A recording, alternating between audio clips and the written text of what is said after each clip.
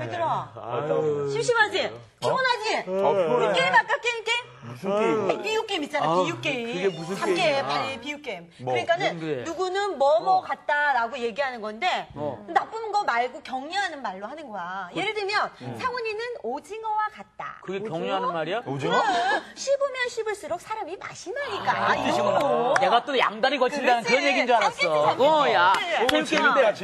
재밌다. 그러면은, 미란이는 미란이, 봄나물 같다. 봄나물? 왜냐하면 이 춘곤증을 싹 가시게 해주는 그런 상큼함이 있어. 맞아. 마치 맞아. 봄날 냉이 같이. 그렇지. 쑥 같고. 어머. 그러네. 좋아. 그럼 태근 형은 말이야. 내가 한번 해보지. 태근 형은, 사거리에 신호등 같다. 사거리 신호등? 사거리 신호등. 왜? 정리를 잘하잖아, 형이. 야, 타고났어요. 나는 또 깜빡깜빡 한다는 줄 알지, 내가. 뭐 그런 일도 있지만. 여튼 사거리. 나는. 형님. 경림이는 겨울 같아, 겨울. 겨울? 이 맑고 투명한 그런 이미지도 있는데 한쪽에서는 조금 차가운 이미지도 있어. 맞아. 그리고 얼굴이 하얗잖아. 마치 백설공주 같아. 이거 좋다, 이거 좋아. 이거 괜찮네. 이거 재밌다. 우리 목사님은 어떨까? 목사님은 말이야. 목사님. 잘 들어야 돼. 잘 들어? 하나님의 종 중의 종이라고 할 수가 있지. 그래. 아니, 그럼 목사님은 원래 당연한 종이시잖아. 거고. 종 중에 종은 뭐? 이건 비유잖아. 종 중의 종이라는 건 결국은 종치면 나온다라는 거지. 종치면 나오시네. 야, 진짜. 그냥 나오시네. 어디? 종치시네.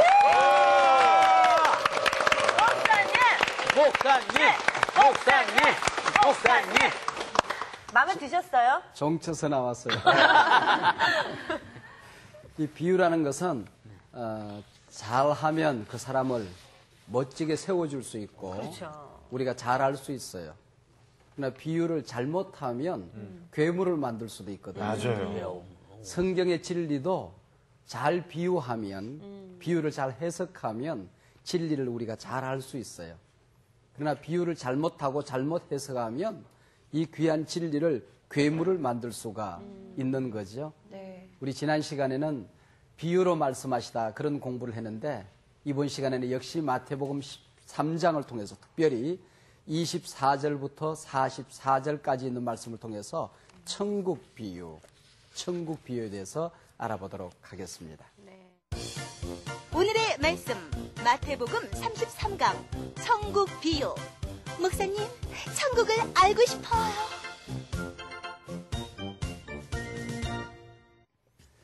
지난 시간에 비유가 무엇인가 하는 것을 공부했죠. 네. 비유는 파라볼레, 뭐 물건을 파라볼레가 아니라 헬라어 파라볼레, 파라라는 것은 곁으로, 옆으로 그런 뜻이고 발로 던진다, 놓는다 그런 뜻이거든요. 옆으로 던져보는 거죠. 옆에 나란히 놓아보는 거죠. 그래서 두 개를 대조하고 비교해서 그 진리를 찾아내는 이것을 파라볼레 비유라 그렇게 이름했습니다. 그죠? 근데 비유를 어떻게 해석하는가? 알레고리로 잘못된 신학을 가지고 잘못된 목적을 가지고 이 비유를 접근하면 괴물이 나올 수가 있어요. 이단이 나올 수가 있어요. 성경의 진리를 기가 막히게 쪼갠다. 진짜 성경 자체를 진리를 다 쪼개버릴 수가 있는 겁니다. 비유를 해석하는 목적을 우리가 공부했죠. 잘 알 수 있도록 하기 위해서 택한 백성들에게는 너무나도 잘 알 수 있도록 비유로 예수님께서 말씀하셨어요. 근데 성령을 거역하는 사람들은 들어도 깨닫지 못하도록 오히려 잘 모르도록 비유를 말씀하셨어요. 그리고 비유는 잘 기억이 되어지고 또 비유는 구체적으로 우리가 기억이 되어지고 재미있게 공부를 할 수 있도록 이 비유를 예수님께서 통해서 우리에게 진리를 말씀해 주신 지난번엔 특별히 마태복음 13장 가운데서 씨 뿌리는 비유, 네 가지 밭의 비유에 대해서 공부를 했습니다. 오늘은 네 가지 밭 비유의 후편이라고 할 수 있는 밭에 뿌려진 가라지에 대해서 공부를 하도록 하겠습니다. 마태복음 13장에는 7개 내지 8가지의 천국 비유가 나오는데 예수님께서 직접 그 비유를 해석해 주신 비유는 2가지. 지난 시간에 공부한 씨 뿌리는 비유, 그리고 오늘 공부하게 될 가라지 비유에 대해서 예수님은 직접 해석을 해 주셨습니다. 우리 지금 13장 공부하고 있거든요. 네. 근데 11장, 12장 앞선 장에 가서 보면은 세례 요한이 가지고 있던 천국관에 대해서 예수님께서는 거부하셨어요. 예수님께서 오병이어의 기적을 행하신 다음에 예수님을 왕으로 세우려고 하는 백성들의 천국에 대한 기대도 거부하셨어요. 그때에 예수님을 따라다니던 무리들 가운데에 예수님 곁에 있던 제자들 가운데에 의구심이 생긴 겁니다. 질문이 생긴 겁니다. 예수님이 우리 가운데 오심으로 말미암아 과연 천국이 우리 가운데 임한 것이 맞는가? 그렇다고 한다면 그토록 오랫동안 유대인들이 기대했던 새하늘과 새 땅을 왜 예수님은 만드시지 않는가? 우리 가운데 왜 이렇게 악이 횡행하고 이렇게 의인들이 고난을 당하고 있는가? 악을 소멸하고 새로운 사회를 건설하시면 안 되는 것인가? 예수님께서 자연을 변화시키는 기적을 행하시고 죽은 자를 살리시고 찾아오는 모든 병자를 고치는 그 어마어마한 능력을 가지고 우리가 그토록 오랫동안 기대했던 그 나라를 조금 더 힘을 쓰셔서 만드시면 안 되는가? 그것이 도대체 무엇이 잘못된단 말인가? 여기에 대한 대답이 아마 필요했던 것 같아요. 그래서 우선 예수님께서는 천국에서 씨를 뿌리는 비유, 이 땅에서 씨를 뿌리는 비유를 통해서 천국을 우리에게 알려주셨어요. 자, 여기 한 가지 문제가 있어요. 좋은 땅에 떨어진 씨앗이 100배, 60배, 30배의 결실을 맺는 가운데에 그냥 맺혀지는 것이 아니라 거기에 늘 가라지가 있다라고 하는 것이죠. 그래서 곡식을 괴롭히는 이 가라지들이 왜 나타나는가 하는 것이죠. 이 장애물들이 언제나 우리 곁에 있는데 이 어찌된 일인가? 여기에 대한 또한 대답이 필요했던 겁니다. 그래서 예수님께서는 이 수많은 무리들의 의구심, 제자들의 의문에 답하시기 위하여 오늘 가라지 비유를 우리에게 말씀하신 것입니다. 이 비유를 우리가 접근할 때에 큰 주제를 잃어버리지 말아야 되는데 이것은 천국은 마치, 이 비유는 천국 비유다 하는 것이죠. 네. 지난 시간에 여러분들이 공부했던 거 기억하는지 모르겠습니다만은 이 천국 그랬을 때 많은 사람들이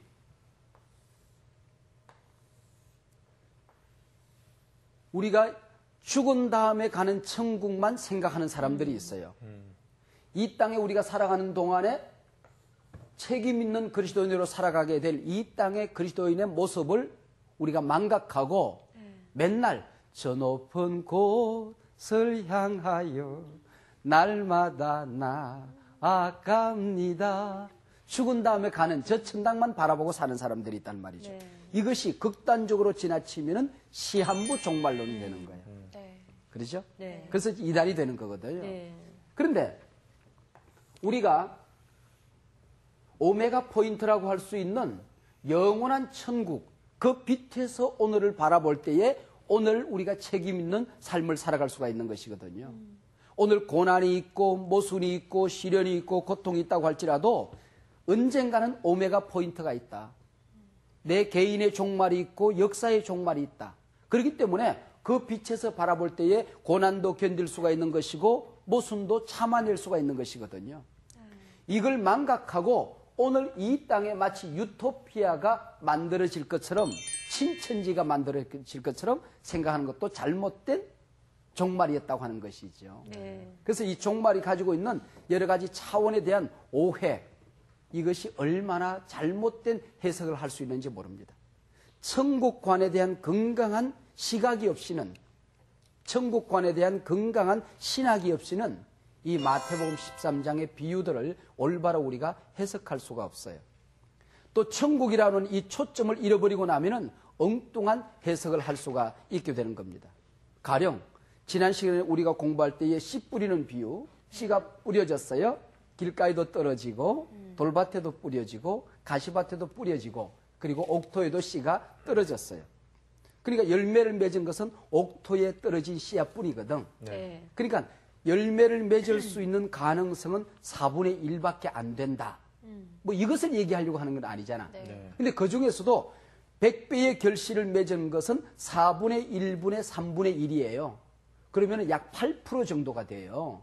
그러니까 교회 신앙생활 할 때에 하나님 앞에 가서 봉사하고 헌신하고 새벽 기도하고 앞장서서 리더로 늘 하나님 나라를 이루어가는 사람은 언제나 8%밖에 안 된다. 이 8%의 사람들이 대략 맞거든요. 리더십에서 보면은 이 8%의 사람들이 나머지 92%의 사람들 전체 영적인 영혼을 책임져 줘야 한다. 이 자본주의 사회 속에서 많은 생산량이 대부분 이 8%의 사람들에 의해서 만들어진다. 이 자본주의 사회 속에서 이 자본주의 사회가 만들어 놓은 이 부를 누리는 사람들도 이 8%, 100배의 열매를 맺고 100배의 부를 누리는 사람들도 이 8%가 된다. 이런 식으로 접근하는 사람들이 있다는 말이죠. 재미는 있지만은 이 비유가 그것을 가르쳐 주려고 하는 것은 아니다 하는 것이죠. 이것을 뭐 정치적으로, 사회적으로, 심리적으로, 경제적으로 접근하는 것은 잘못된 비유다 하는 것입니다. 특별히 마태복음 13장에 보면은 씨 뿌리는 비유에 대해서 씨를 뿌린다, 가라지를 뿌린다, 겨자씨를 심는다. 이런 씨를 심는 얘기가 참 앞부분에 보면 많이 나와요. 이것을 잘 우리가 종합해 보면 천국이 어떤 곳인가, 천국이 무엇인가를 큰 그림을 그릴 수 있어요. 이것을 천국의 3차원이라, 3차원이라 그렇게 이름합니다. 흔히 구원이 뭔가를 설명할 때에 구원은 이스라엘 백성들이 출애굽을 해서 광야를 여행하여 가나안 땅에 들어가는 것이라 그렇게 설명을 하시는 분들이 있어요. 그렇다고 한다면 이스라엘 백성들이 지금 살아있는 이 삶의 현장은 가나안을 여행하는 거예요. 가나안을 이렇게 행진하는 거예요. 이것이 우리가 살아가는 이 세상이라고 본다면 애굽에서 탈출한 것은 뭐겠어요? 이미 우리가 해방을 얻었어요. 그죠? 이미 자유를 얻었어요. 바로의 손에서 우리가 노임을 받았어요. 이것은 과거적인 구원이죠. 이미 구원받았다라고 표현하는 것이죠. 그리고 광야를 우리가 여행할 때는 수많은 갈등이 있고 거기서 이루어 가야 될 삶의 과제가 있는 거예요. 구원을 이루어 가는 것이죠. 구원은 이루어 가는 중이에요. 현재 진행형이에요. 이것은 현재적인 구원이라고 할 수 있죠. 그러나 여기서 멈추는 것이 아니라 언젠가는 반드시 가나안 땅에 들어가게 되잖아. 그것은 미래적인 구원이죠. 우리가 예수님을 영접했어요. 마귀로부터 우리가 자유함을 얻었잖아요. 이미 하나님 나라 백성이 되었잖아요. 이미 구원 받았어요. 이미 우리는 구원이 완성되어졌어요. 이게 과거적인 완성된 구원이에요. 그리고 구원받았으면 이제 하나님 나라로 뿅 하고 올라가는 것이 아니라 이 세상에서 살아가야 되잖아요. 하나님께서 우리 마음밭에 뿌려진 씨앗을, 농사를 계속 지어가야 되잖아요. 거기는 고난도 있을 수가 있고 실패했다가 다시 회복하기도 하고 넘어졌다가 일어나기도 하고 갈등을 겪기도 하고 고민도 하고 그러잖아요. 시험도 들었다가 다시 해결하기도 하고 이것이 현재 우리가 이루어가야 될 구원이라는 것이죠. 현재 진행형적인 그런 구원이지요. 언젠가는 내가 죽을 거예요. 그죠? 아니면 내가 살아있는 동안에 예수님께서 천군 천사들 나팔소리와 함께 구름 타고 재림하시면은 역사의 종말이 올 거예요. 그것은 이제는 영원한 미래에 하나님 나라에 들어가는 것은 확실하잖아요. 이게 미래적인 구원이죠. 바로 천국이 이런 거라고 하는 것입니다. 천국이 뭐냐는 것이에요. 천국은 과거형, 이미 완성된 천국이 있는 것이고 현재 우리가 이루어 가야 될 천국이 있는 것이고 또 우리가 죽은 후에 들어가게 될 그 천국, 영원한 천국이 있는 거예요. 이것이 바로 미래적인 천국이라고 하는 것이죠. 예수님께서 이 땅에 오심으로 말미암아 회개하라 천국이 가까웠나니라. 이미 천국이 예수님과 함께 임하신 거예요. 예수님이 오심으로 천국 복음을 우리에게 선포해 주심으로 말미암아 씨앗이 우리 가운데 떨어지는 거예요. 우리가 하나님의 말씀을 들었다. 예수님을 영접했다. 예수님을 내 인생의 구세주로 영접했다는 것은 이미 천국이 내 안에 시작된 거야. 완성이 된 거야. 오늘이 내 인생의 마지막 날에 갈지라도 나는 영원한 천국에 가는 거야. 이미 구원받았어. 천국은 시작이 되었어. 천국은 내게 임했어. 과거적인 천국이죠. 그리고 그렇다고 한다고 해서 룰루랄라 그리고 놀면 되는가요? 그게 아니잖아요. 우리가 발을 디디고 살아가는 것은 이 세상 한복판이야. 세상 사람들과 함께 더불어 살아가야 돼. 모순 속에 우리가 살아가야 돼. 이것이 현재 이루어가야 될 천국을 우리에게 보여주는 것이죠. 씨가 떨어졌으면 거기에 햇빛도 그다음에 물도 적당한 토양도 그다음에 여러 가지 조건들을 맞추어 가면서 갈등을 겪으면서 싸움하면서 살아가는 거지. 농사를 지어가는 거지. 천국에 농사가 있어요. 현재 우리가 천국을 오히려 이루어가는 것이다.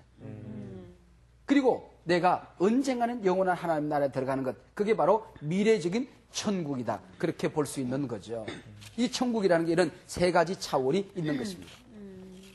하나님께서 우리에게 천국을 주시는데 잘 만들어진 캔, 통조림이 통조림처럼 잘 만들어진 완제품, 완성된 제품으로 우리에게 넘겨준 것이 아니라고 하는 것입니다. 길가에 떨어지고 가시밭에 떨어지고 돌짝밭에 떨어지지 않은 것 감사하고 우리가 옥토가 되어서 성령의 역사를 영접할 수 있었고 예수님을 내 인생의 구세로 영접한 것 감사하죠. 그렇다고 모든 문제가 하루아침에 해결되는 것은 아니더라 하는 것이죠. 천국은 가라지와 함께 자란다. 천국은 가라지와 함께 자란다. 고난도 있을 수가 있고 실패도 있을 수가 있고 어려움도 있을 수가 있고 갈등도 있을 수가 있고 그것을 끊임없이 이 땅에 살아가는 동안에 천국 백성으로서 살아가야 될 헌신과 희생과 대가를 지불해야 될 책임 있는 그리스도인의 삶이 있는 것입니다. 이것 또한 천국의 한 모습이라고 하는 것이죠. 천국은 가라지와 함께 자란다는 것입니다. 자, 그러면 흔히 이 가라지 비유에서 교회 안에서 예수 믿는 사람들 가운데 온전한 구원을 이룰 사람들이 있는가 하면 똑같이 예배 드리고 봉사하고 기도하고 헌신하는데 그들 가운데도 가라지가 있다. 구원받을 사람이 있고 구원 못 받을 사람이 있다. 이렇게 설명하시는 분들이 있어요. 그러나 그것은 아니에요. 왜냐하면 두 가지 이유가 분명한데 하나는 오늘 본문에서 분명히 38절에서 밭은 교회요가 아니고 밭은 뭐예요? 밭은 세상이요. 밭은 세상이요. 세상 한복판에서 우리가 예수 믿는 사람들이 우리의 이상은, 우리의 꿈은, 우리의 신분은 하나님 나라에 분명히 천국 시민권을 가지고 있어요. 그러나 우리가 살아가는, 발을 붙이고 살아가는 것은 천국이 아니라 이 세상 한복판에서 살아가는 거죠. 그 고난들, 예수 믿고 구원받았음에도 불구하고 이 세상 한복판에서 살아가야 될 그리스도인들의 아픔, 그리스도인들의 고난, 힘든 일들, 이런 것을 예수님께서 격려하고 위로하고 너희들이 세상에서 여러 가지 모습을 보게 될 거야. 너희들이 힘든 일을 겪게 될 거야. 어떨 때는 정말 내가 구원받은 사람이 맞아. 근데 저 사람은 왜 저렇게 잘 돼?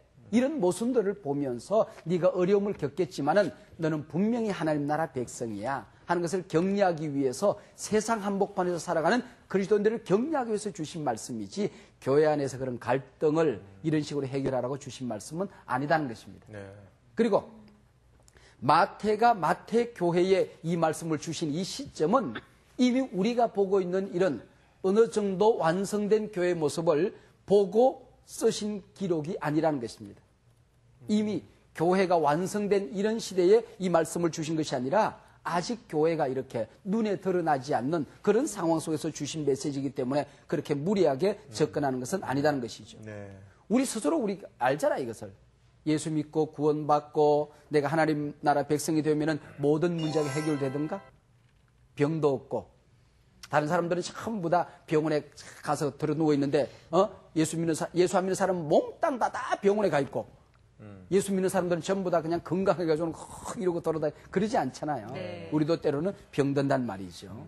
그럼 예수 믿은 사람은 죽지 않고 늙은 다음에 죽으려고 그러면 천사가 와서 뿅 천국으로 데려가든가 똑같이 죽어. 어떨 때는 오래 살아야 될 그리스도인들 가운데 정말 영향력 있는 사람 가운데 일찍 죽어. 맞아요. 죽어도 괜찮은 사람은 오래오래 살아. 맞아요. 그렇더라고요. 이런 일들이 얼마나 우리 곁에 많이 있냐 그런 얘기죠. 천국은 이 땅에 있는 환상의 세계가 아니라고 하는 것입니다. 착한 사람들이 억울하게 핍박을 받기도 하고 오히려 내 곁에 있는 저 사람 좀 저것 좀 안 망하나 싶은데 오히려 그들이 더 잘 되고 형통할 때가 있는 것입니다. 이런 모순들이 악이 언제나 공존하더라는 것이죠. 선과 악이 공존하는 사회 속에서 우리는 살아가게 된다. 이 선과 악의 공존은 심지어는 내 안에도 있어요. 가장 거룩한 일을 할 때에 때로는 가장 악한 동기가 있을 수도 있어요. 이게 인간의 모순이에요. 내 안에 선과 악의 갈등이 있어요. 가정 안에도 언제나 이런 행복과 불행이 공존하고 있어요. 교회 안에도 어떨 때는 선한 역사들과 악한 역사들이 함께 나타날 때가 있어요. 우리나라가 복음이 온 사람들에게 전해져서 우리나라 사람들이 100% 다 예수를 믿으면 이 사회가 하나님 나라가 될까? 그게 아니야. 이 사회도 역시 우리나라가 기독교 국가가 된다고 할지라도 역시 그 안에도 악과 선이 공존하는 것입니다. 이게 이 땅에 살아가는 우리 그리스도인들의 아픔이라는 것이죠. 그래서 예수 믿는 사람들이 한숨을 푹 쉬면서 예수님 정말 모르겠어요. 예수님 정말 묻고 싶어요. 그래서 27절 주여 밭에 좋은 씨를 뿌리지 아니하였나이까? 그런데 어디서 가라지가 생겼나이까? 옥토에 하나님께서 좋은 씨를 뿌렸는데 왜 내 곁에 가라지가 있고 악이 나를 괴롭히고 있습니까? 왜 이 땅에 악이 존재해야 되는 것입니까? 왜 의인이 고난을 당하고 악인이 형통해야 되는 것입니까? 이것은 인류 역사 이후 수많은 사람들이 물어왔던 질문이며 신약의 가장 중요한 질문이기도 한 것이죠. 이 질문에 대한 예수님의 대답이 28절에 보면 원수가 이렇게 하였구나. 원수가 이렇게 하였구나. 이것을 해석하는 38절에 보면 가라지는 악한 자의 아들이요. 그 다음에 39절에 보면 가라지를 뿌린 자는 마귀요. 그렇게 얘기를 했어요. 자, 예수님이 뿌린 씨앗과 마귀가 뿌린 가라지가 너무나도 비슷해. 밀을 뿌린 자리에 수박을 갖다 심어놓으면 금방 알 수 있어. 그러지? 보리를 심은 자리에 참외를 갖다 심어놓으면 금방 알 수 있어. 벼가 있는 자리에 큰 사과나무를 심어놓으면 금방 알 수 있어. 근데 그러지를 않는 거야. 이게 가라지와 벼가 얼마나 비슷한지 몰라요. 이단이라고 하는 게요, 처음부터 이단의 그 모습을 가지고 틀린 교리를 가지고 접근해 오면 누가 보더라도 틀린 것으로 접근해 오면 누가 거기에 빠질 사람이 있겠어요. 그렇죠. 머리는 똑같아. 가슴도 똑같아. 궁뎅이까지 똑같아. 어이구야. 그런데 꼬리가 다른 거야, 이게. 그래서 달을 이자 꼬리 단자야. 그게 이단이야. 꼬리가 다른 거야. 다 같은 줄 알고 따라가다 보니까 꼬리가 다른 데로 빠지는데 지옥으로 빠지는 거야. 이게 이단이라고 하는 거죠. 오히려 우리 교회 안에도 모순이 있잖아. 목사들 가운데도 약점이 있잖아. 이 세상에 가장 의로운 자도 우리가 비판할 게 있어요. 비판하자고 하면 예수님도 비판할 수 있다. 칭찬하자고 하면 가룟 유다도 칭찬할 수 있다. 이게 이 세상이야. 사람들의 시각에 따라서. 그러니까 교회를 얼마든지 모순을 덜추어낼 수 있고 약점을 덜추어낼 수 있어요. 그것을 덜추어내고 자기들 그런 감추고 자기들이 양의 이리가 양의 가죽을 뒤집으시고 나타나게 되면 그들이 거룩해 보여요. 오히려 자기들은 더 도덕적인 것처럼 보이고 열심으로 보면은 기존 신자보다 이단에 빠진 사람들이 훨씬 더 열심이야. 맞아요. 예. 그게 진짜처럼 보여요. 그래서 기존 교인들이 이단이 내는 열심만큼만 열심을 내면 이 땅이 복음화된대. 그만큼 그들이 열심히 해. 기도도 더 열심히 해. 헌신도 더 해. 봉사 더 많이 해. 시간도 더 많이 헌신해. 야, 진짜 여기 다 모였구나. 그렇게 생기는 거야. 그러니까 만약에 마귀가 이상한 뿔을 달고 이렇게 나타나고, 그 다음에 막 망토, 까만 망토 쓰고, 우리 때 연극할 때 꼭 그런 거 쓰잖아. 맞아. 까만 망토 쓰고 막 이렇게, 스타킹 거꾸로 이렇게 뒤집으시고, 그렇게 나타나면 누가 넘어가겠어? 그것도 덧니가 이만큼 나가지고는 피가 뚝뚝뚝뚝 떨면서 웃는 것도 깨르 이러고 나타나면. 웃는 건 상훈이가 잘해. 사원이가 보여주세요. 닮았네. 그렇게 나타나면 누가 그게 넘어가겠냐 그러겠지. 더 거룩한 것처럼, 더 착한 것처럼, 더 진리인 것처럼, 더 바른 것처럼 나타나기 때문에 그게 빠지게 되는 것이죠. 근데 목사님 솔직히요. 그런 분들 보면 솔직히 우리 인간적인 마음으로 봐서는 하나님 손 좀 봐주시지. 정말 가라지 좀 뽑아버리시지. 이런 생각 들 때 있거든요. 끊임없이 우리가 그런 질문하는 거야. 네. 오늘 본문에서도 아마 좀 있으면 그런 질문하는 사람들 나올 거야, 아마. 예수님은 이런 사람들에게 뭐라고 하냐면 마귀의 자식이라고 가차없이 요한복음 8장 44절에 보면은 너희들은 너희 아비 마귀에게서 난 자식이다. 네 애비는 마귀였다. 네 씨가 네 피가 마귀라고 아주 혹독한 얘기를 하고 있어요. 그러니까 너무 무섭잖아요. 너무 잔인해 보이잖아요. 그러나 그것이 사실이라고 하는 것이죠. 우리가 구원받은 게 분명하고 우리가 하나님의 자녀가 된 게 분명하고 천국 백성이 된 게 분명한데 우리는 이 마귀들과 공존해야 된다고 하는 아픔이 있는 것이죠. 그래서 그들이 씨를 뿌리더라도 지네들 밭에 뿌리고 지네들끼리 농사하면 되잖아. 그러니까. 그 이쪽이다. 옥토에 뿌려가지고 뿌리부터 서로들 엉켜가지고 땅을 서로 차지하게 만든단 말이죠. 또 좀 잘하면은 지네들끼리 영토 싸움을 지상에서는 하게 만드는 거예요. 끊임없는 이 세상은 영적인 전쟁이라는 것입니다. 이 땅에 있는 하나님 나라 곁에는 언제나 영적인 전쟁이 있다는 것입니다. 근데 지가 갈아지면서 지가 갈아진지 몰라요. 왜냐하면은 지 애비가 그렇게 아직은 안 가르쳐 주거든. 나중에 가르쳐 줘도 이미 이제 그거는 늦었어. 이미 발은 안 늦었어. 묶게 돼 있어. 아니라고 그러잖아. 아니라 그러고. 그들이 우리를 괴롭힐 때에 그들이 교회를 어지럽힐 때에 택한 백성들을 삼키려고 덤벼들 때에 우리의 마음을 아프게 할 때에 이 세상에 무한한 공격 가운데 있을 때에 손 좀 봐주시지. 근데 또 좀 이단들도 종류가 되게 많은데 좀 얌전한 이단들도 있더라고요.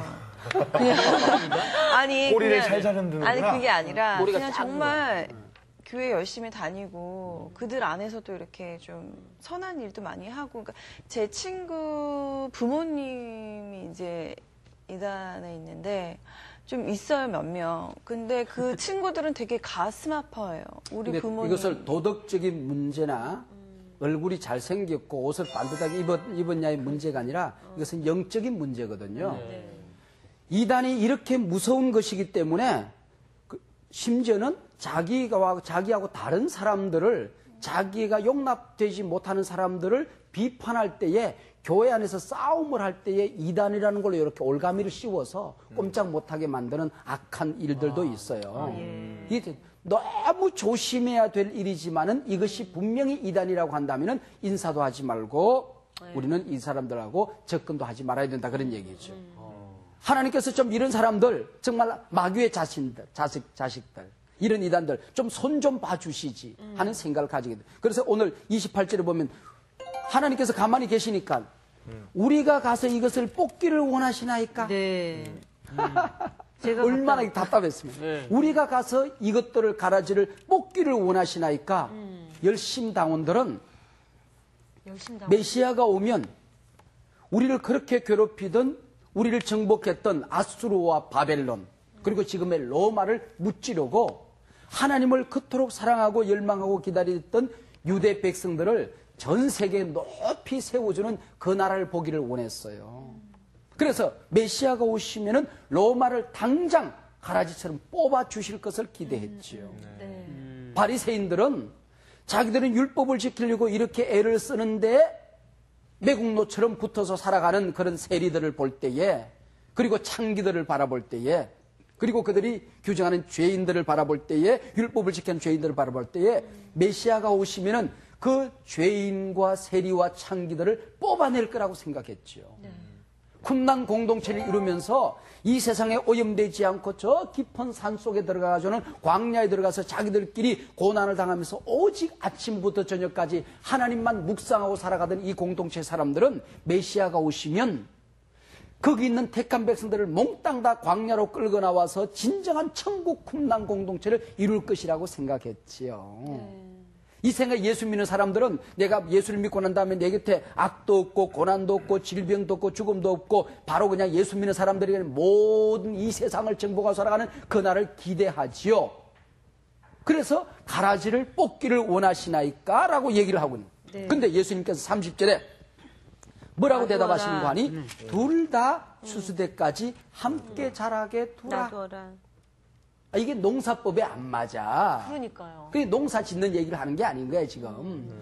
농사 상식에 도무지 맞지를 않아요.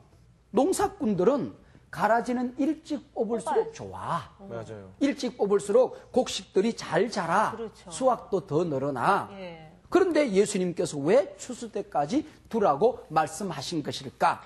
29절에 보니까 가라지를 뽑다가 곡식까지 뽑을까 염려하노라 그랬습니다. 1만 개의 가라지에게 하나님은 관심을 가지는 게 아니라고 하는 것입니다.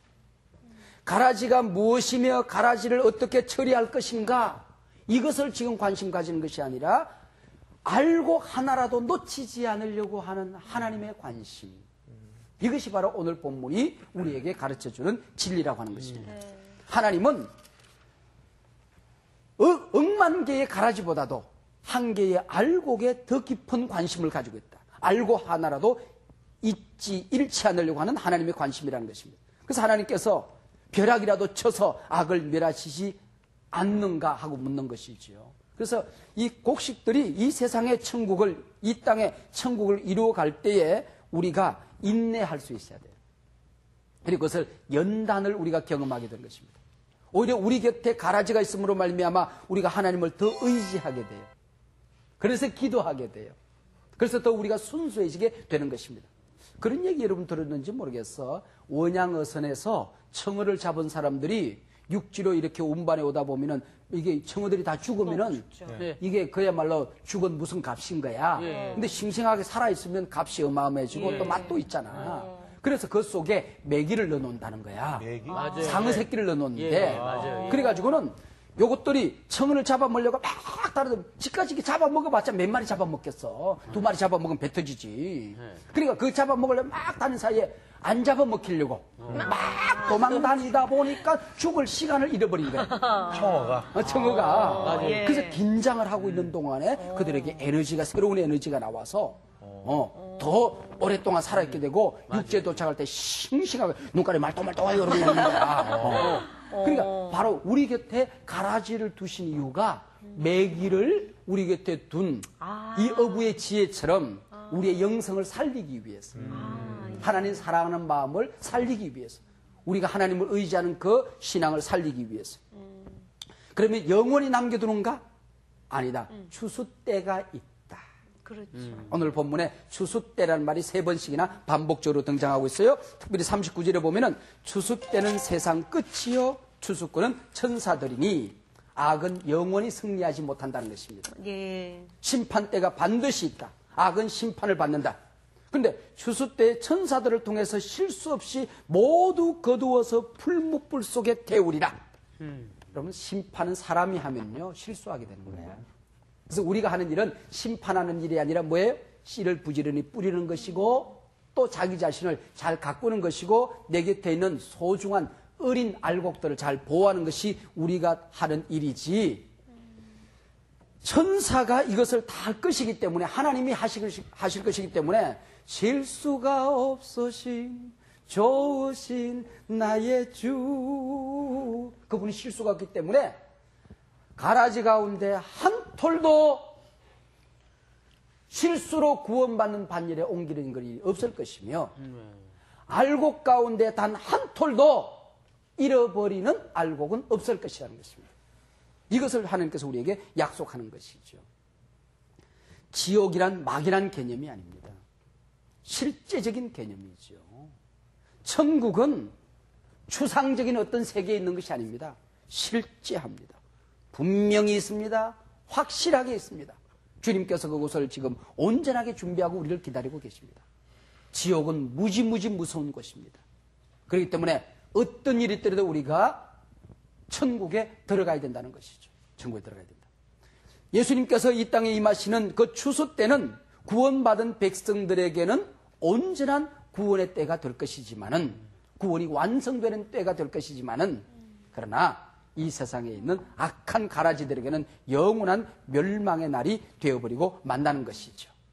자, 이렇게 씨앗 비유를 쭉 하신 예수님께서 오늘 우리가 읽은 44절 마지막에 가서 보화가 발견되어졌다 하는 얘기를, 보화가 발견되어졌다. 짤막한 한 절에 나오는 얘기인데, 땅속에 보화를 발견한 어떤 사람이 자기 집에 있는 모든 재산을 다 팔아서 이 보화가 되는 밭을 샀다. 이게 무슨 얘기일까요? 이렇게 귀한 천국은 우리가 어떤 대가를 지불하고서라도 마땅히 사야 한다는 것입니다. 사기만 하면 충분한 가치가 있고 충분한 보상이 있다는 것이죠. 그리고 그 한 가지 우리 핵심을 잃어버리지 말아야 될 것은 밭을 샀지 보화만 산 게 아니라는 것도 우리가 알아야 돼요. 네. 우리가 천국을 사기 위해서 천국만 살래? 나는 교회 헌신도 안 살래? 교회 봉사도 안 살래? 아, 예배 시간은 귀찮아. 나 밖에 가지고 난 놀래? 룰루랄라 놀기만 할 거야. 그럼 나 천국 샀으니까 난 좋겠지 뭐. 다 되겠지 뭐. 그게 아니라는 것입니다. 밭을 사는 것입니다. 네. 우리가 우리 곁에 교회에 헌신하고 희생하고 수고하고 함께 애써야 될 이 교회 공동체를 우리가 함께 사는 게 천국은. 그리고 이것을 사기만 하면은 어떤 가치도 있고 어떤 대가를 지불하고 하더라도 사기만 하면은 놀라운 은혜가 있다 하는 것을 예수님께서 마무리하면서 천국의 이야기를 여기까지 그리고 또 계속 이어져 가게 됩니다. 네. 자.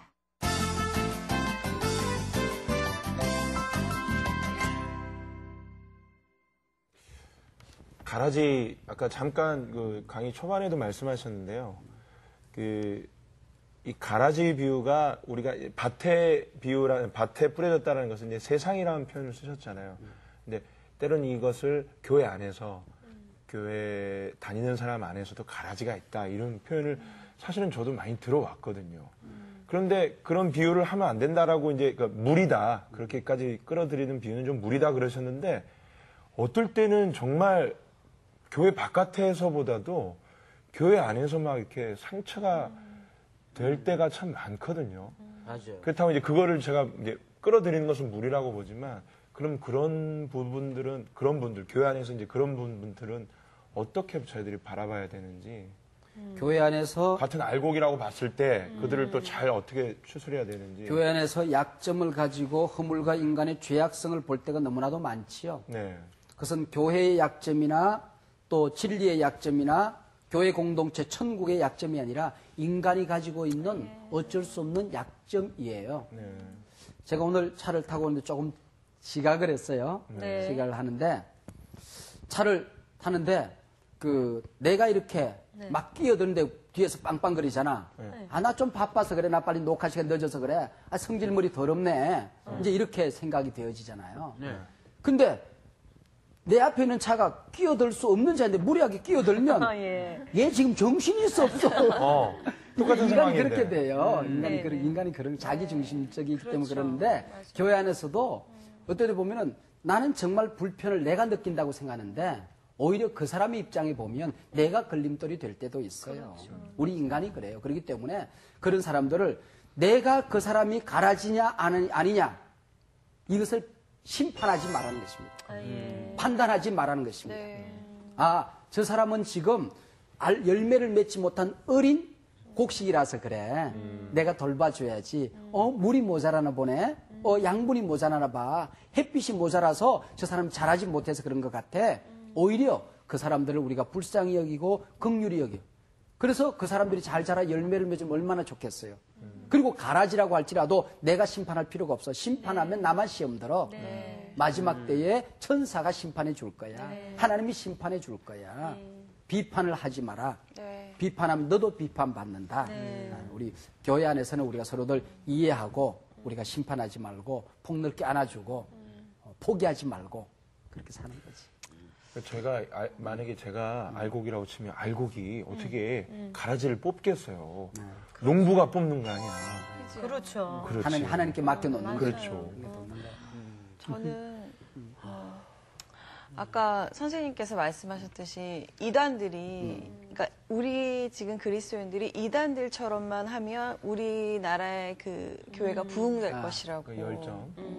또 지방 같은 데 가면 정말 이단들이 많거든요. 교회들이 너무 버젓이 딱딱딱 다 있는 거여서 보고서 정말 놀랐어요. 이 시골 마을에 사시는 할머니, 할아버지들이나 그 사람들은 정말 너무 순수해서 이게 무엇인지 정말 하나님이 어떤 이 진리의 말씀이 어떤 게 옳고 그른지를 모르는데 정말 되게 많이 내가 우리 정말 믿는 사람들이 가서 먼저 전하지 못하고 이단들이 먼저 치고 들어가서 그들의 그렇게 됐다는 게 너무 가슴이 아프고요.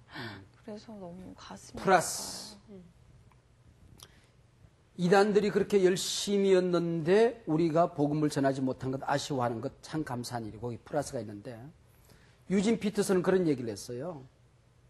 갱들이 자기 집단에 헌신하는 것만큼 그리스도인들이 교회 공동체 헌신했다라고 하면 무당들이 자기 신에게 순종하는 것만큼 주의 종들이 하나님에게 온전히 순종했다라고 하면 이단들이 내는 열정만큼 그리스도인들이 열정을 냈다라고 한다면 이 땅에 복음화가 되어졌을 것이다.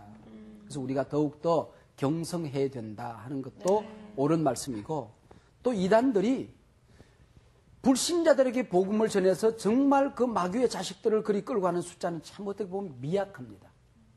꼭 요것들은 믿는 자. 옥토에다 가라지를 뿌려요. 맞아요. 옥토에다 가라지를 뿌려가지고는 그 교인들을 어지럽히고 괴롭히고 하기 때문에 하나님 앞에 우리가 더 많이 기도해야 되고 영분별의 은사를 달라고 아멘. 영분별의 은사를 달라고 기도해야 돼요. 하나님 앞에서 성령이 우리를 진리를 깨닫게 해주셔야지 우리가 너무 똑똑한 척하고 이단에 가가지고는 뭐 공부도 제대로 하지 않고 제대로 신학적인 통찰도 모자라면서 자기 가서 이단을 설득해가지고 자기가 가라지를 한번 뽑아봐야지. 하다가 끌려가요. 주여 가라지를 우리가 뽑기를 원하시나이까? 니나 뽑히지 말아라. 그러니까 우리가 그런 것도 조심해야 돼요. 그런 부분들이죠. 그러니까 우리는 항상 그들을 위해서 중보기도 해야 중보기도 되는 거죠? 하고 그냥 우리가 나 자신이 경성해야 되고 내게 맡겨진 영혼들을 우리가 서로들 돌보며 격려하며 잘 품에 안아야 돼요. 어떻게 보면은 사랑이 그리웠던 문제 있는 사람들 이런 사람들이 꼭 넘어가거든요. 그래서 사랑을 주게 되면 그렇죠. 이것이 진짜구나 하고 넘어가지 맞아요. 우리의 사랑의 결핍에 대해서 아까 얘기했듯이 우리가 회개할 필요성이 있죠. 무슨 말씀을. 네. 아유, 목사님 말씀 드리니까 굉장히 제가 찔립니다. 네. 아니 제가 옛날에 한번 저희 교회에 이단이 들어와가지고요. 그 교인들의 반을 데려갔거든요. 제가 좋아하는 친구들이 몇 명 후배도 있고 해가지고 한 명씩 포섭을 해서 한 명씩 불러서 이제 식사해준다고 해놓고 막 얘기를 막 했어요. 야 여기 거기 이상한 데다. 네. 거기 가면 안 된다 얘기를 해가지고 이렇게 몇 명을 그래도 좀 이렇게 데리고 왔는데 목사님 말씀을 들어보니까 그렇게 해도 안 되는 거군요. 그렇게. 조금 위험하긴 하죠. 좀 위험하긴 하네. 그렇죠. 왜냐하면 진짜 목사님 말씀하신 것처럼 그렇게 될 수 있어요. 근데 중요한 건 말이죠. 오늘의 그 설교에, 아니, 오늘 그 강의에 제일 중요한 건 천국이라는 거죠. 그렇죠. 우리 사실 이단이 그 포커스는 아니거든요. 그죠. 예? 그렇죠. 천국이 포커스인데 아까 목사님 얘기하신 그 3차원적인 비유를 하셨는데 과거형과 현재형과 미래형을 딱 놓고 봤을 때 사실 어느 거 하나 중요하지 않은 게 없거든요. 근데 요거를 좀 균형 있게 좀 이렇게 저희가 좀 이렇게 좀 이렇게 공부를 하려고 하면 어떻게 이렇게 하면 좋을까요? 이렇게 천국에 대해서. 잘 균형 잡으면 됩니다. 아, 감사합니다. 잘. 어우, 너무 쉽게 받아들입니다. 이해가 되고요. 네. 명강이신 것 같아요. 잘 균형 잡아서. 그래서 좀 웃긴 얘기는 한데요, 한 가지. 목사님, 아까 말씀하셨잖아요. 가라지를 뽑으려다가 알곡까지도 뽑힐 수 있으니까 그냥 놔둬라 하시는 게 하나님의 어떤 인내하심도 있지만은 제가 한편으로 우스갯소리로는 어떤 소심함의 B형 성격이 아니시나. B형이요? A형. A형인가요? 네. 하나님께서 B형이신가 보요. B형인가 봐요. 미안해요. 다행이다, 오형이다. 하나님께서는 이 세상에 널려져 있는 억만 개의 가라지보다 당신 한 사람 천국 알곡에 더 깊은 사랑과 관심과 애정 당신이 건강하게 잘 열매 맺기를 하나님은 기대하십니다. 아멘. 네. 감사합니다. 감사합니다.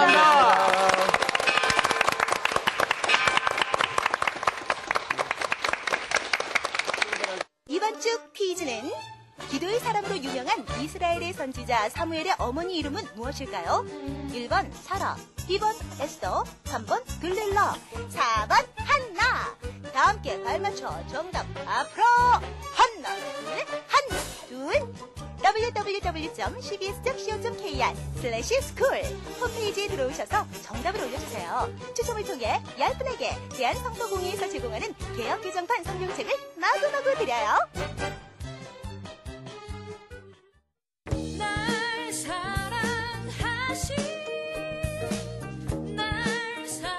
오늘 어떻게 잘 공부하셨습니까?